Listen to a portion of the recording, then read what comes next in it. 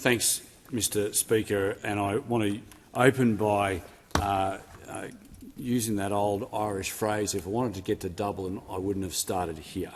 That sums up the government's handling of anti-Semitism since the 7th of October 2023. In the wake of the Bondi Beach tragedy, the Coalition called for serious, collaborative, decisive and targeted action to confront anti-Semitism and radical Islamic extremism. What Australians were given instead was a rushed, sprawling and incoherent omni-shambles of a bill.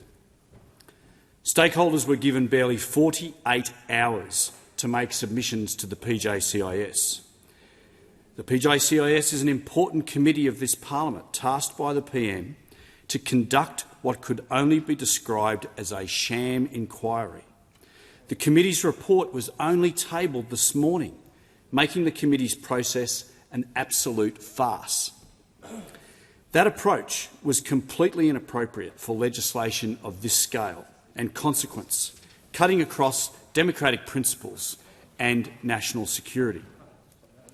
Rather than protecting Jewish Australians, the original bill risked shielding radical Islamic extremists. Rather than stopping hate, it threatened to chill legitimate political and religious debate. Ultimately, the government was forced to abandon its approach. That collapse reflects a broader pattern.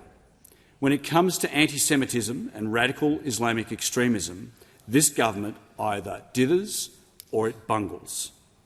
Speaker, this failure did not begin at Bondi. For more than 2 years, despite repeated warnings from the Jewish community, intelligence agencies and law enforcement, and despite a clear and alarming rise in anti-Semitism, the government sat on its hands. Rather than confronting anti-Semitism when it mattered, the government appeased extremist protesters, abandoned the State of Israel, left Jewish Australians feeling isolated, and then sat on the recommendations of its own special envoy to combat anti-Semitism for almost 6 months without implementation. When legislative action finally came, it did not come from moral leadership. It came because the government was dragged into action under sustained pressure from the community, grieving families and this parliament. And that is why we are here today, dealing not with a comprehensive or considered response, but with a narrower bill salvaged from that failure. Speaker, I now turn to the criminal law provisions that remain before the House, and which we support, in principle, subject to the safeguards and amendments we've sought to ensure these measures are targeted, proportionate and lawful.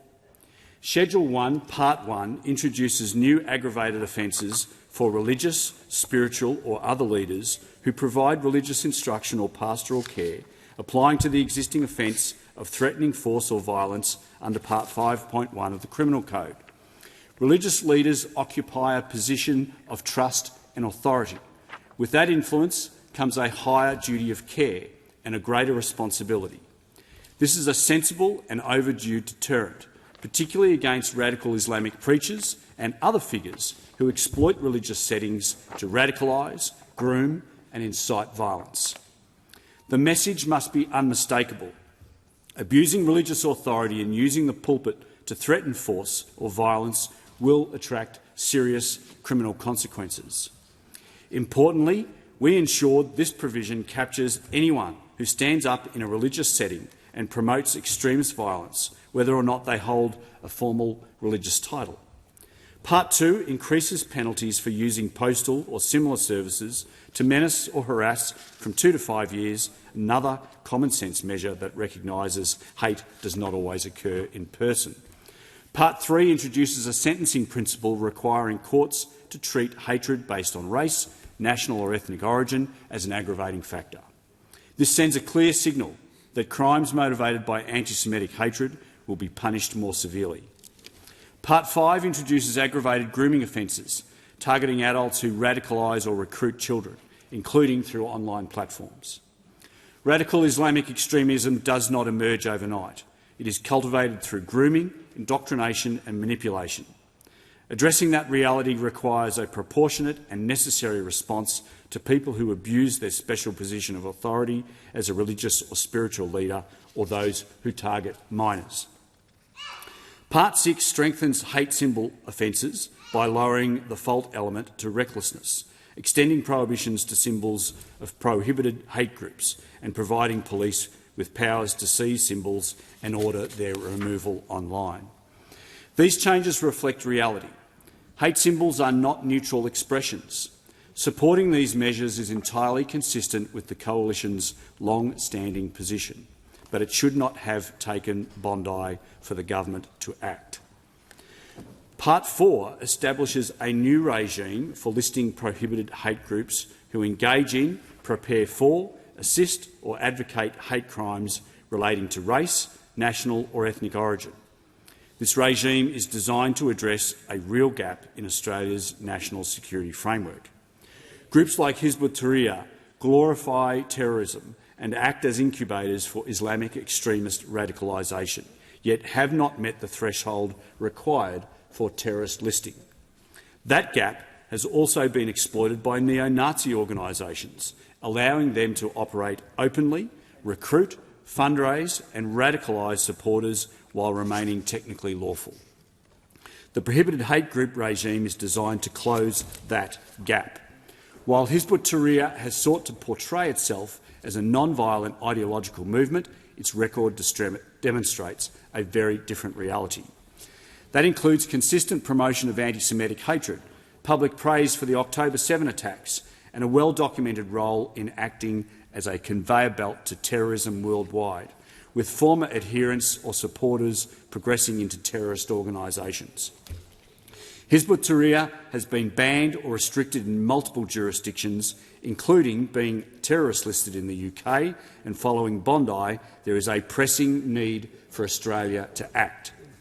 These groups have contributed to the climate of hatred and radicalisation that resulted in Bondi. The regime provides a practical and immediate mechanism to act where inaction is no longer acceptable.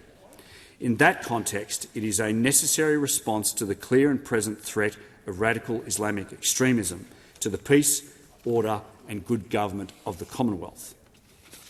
Turning to the migration amendments, Schedule 2 makes amendments to the Migration Act to expand the character grounds on which the Minister for Home Affairs may refuse or cancel a visa. These new grounds relate to hate-motivated conduct and offences involving the spread of hatred and extremism, where the Minister is satisfied of the relevant considerations. Part 2 provides that a person whose visa is refused or cancelled on these grounds may also be subject to a permanent exclusion period unless the decision is revoked or the Minister personally intervenes.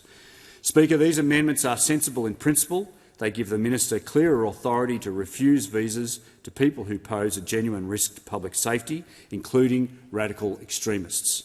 But there is a glaring omission. The provisions do not expressly refer to radical Islamic extremism or antisemitism, despite this being the stated focus of the bill. While these measures are an improvement, we cannot ignore the government's record. This is the same government that allowed individuals from Gaza to enter Australia without adequate vetting, while cancelling the visas of democratically elected Israeli members of parliament. That sent a deeply troubling signal about what conduct is tolerated and what views are punished. These powers must not become a political weapon used against our allies or against voices the government simply disagrees with.